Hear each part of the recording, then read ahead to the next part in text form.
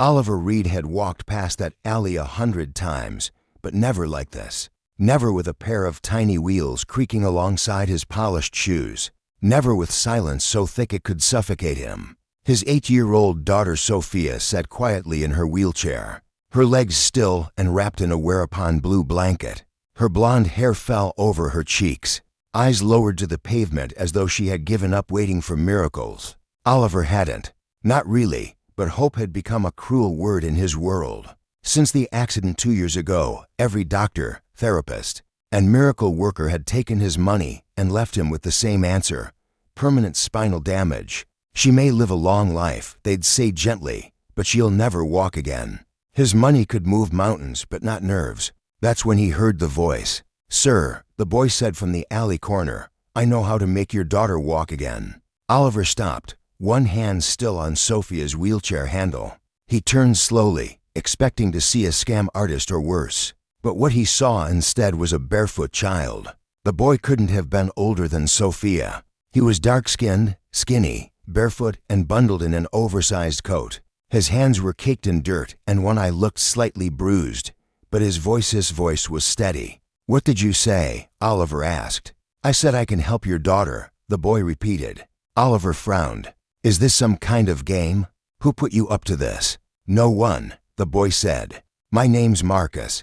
I live behind the train station. I saw you pushing her here yesterday. I waited here today because I knew you'd come." Oliver squinted. "You've been watching us?" "Yes, but not in a creepy way. I see lots of people walk by, but she looked sad, like she used to run, but her legs forgot."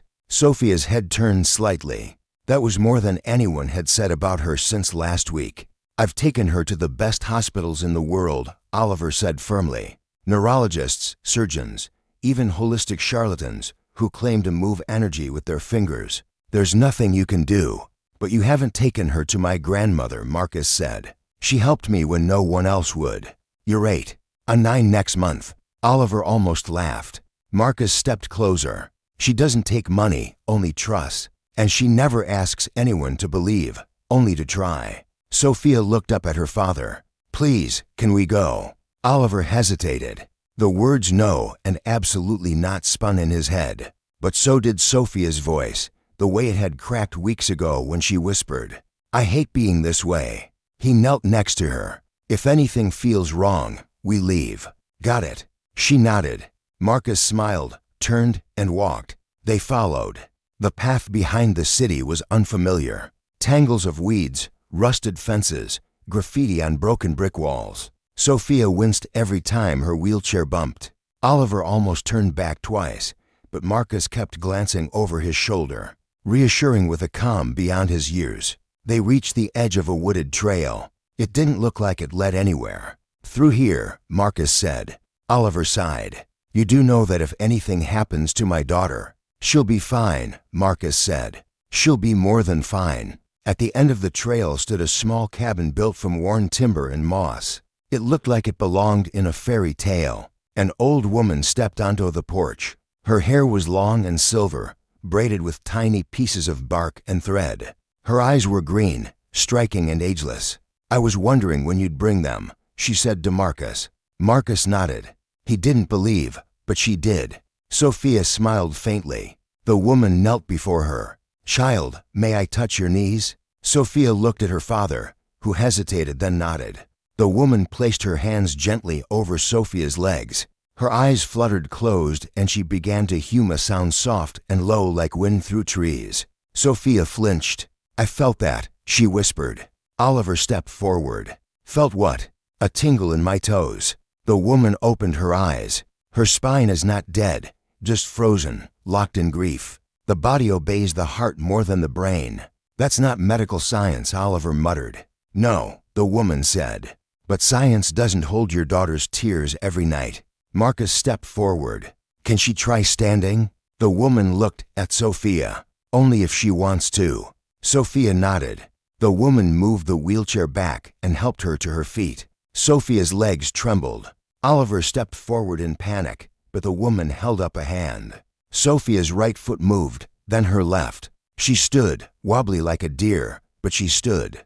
Oliver fell to his knees. "Sophia." Sophia turned to him, smiling through tears. "Daddy, I'm standing." Oliver couldn't breathe. He crawled to her feet and held her tightly, afraid she'd fall or worse vanish. Marcus stood back, quiet. Oliver turned to him, stunned. "Who are you?" Marcus shrugged. "Just a boy who believed someone could be whole again." Oliver reached into his pocket. "I'll pay you anything. Name your price." Marcus shook his head. "I don't need money. I just needed someone to listen." As the sun peeked through the clouds, Sophia walked 3 steps toward her father and the world she thought she had lost. Sophia took one more shaky step forward.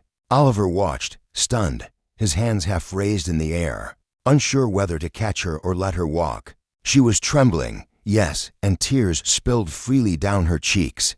But there was no mistaking the fact she was walking. She took a second step, then a third, then fell. Oliver lunged, catching her gently before she hit the ground.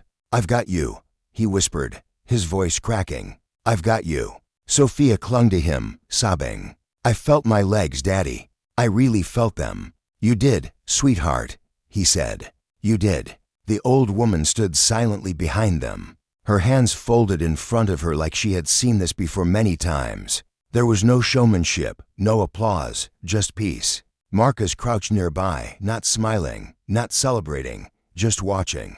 Oliver turned to him again, this time kneeling down to his level. "I need to know," he said. "How did you know? How did you do that?" Marcus looked down at the dirt. "I didn't. I just remembered." "Remembered what?" "My grandma. She wasn't a doctor, but she knew people. The way they breathe, how they break. She said, not all pain is in bones. Some of it lives in silence. Some of it hides where x-rays can't see." Oliver stared, moved beyond words. Marcus shifted. "I used to walk funny. My foot was bent since birth. Kids laughed. My mom left when I was 4. Grandma was all I had. One day she just said it was time. She placed her hand on my foot, whispered things in a language I don't know, and told me to stand. I did. I never fell again." Sophia blinked at him. "She healed you?" "She reminded me I wasn't broken," Marcus replied. Oliver nodded slowly. "Where is she now?" Marcus's eyes fell.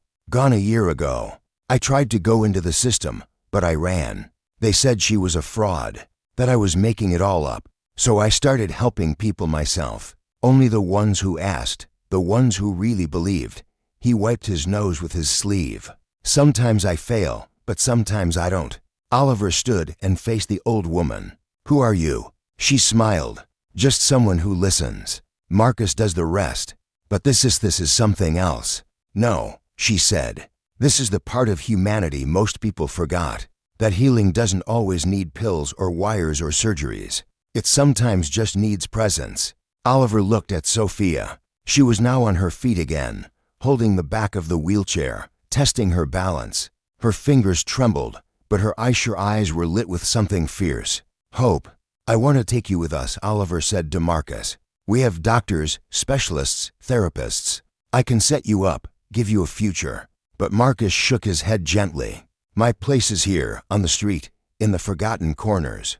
That's where the hurt lives. That's where people like me are needed." Oliver hesitated. "What if I want to help you?"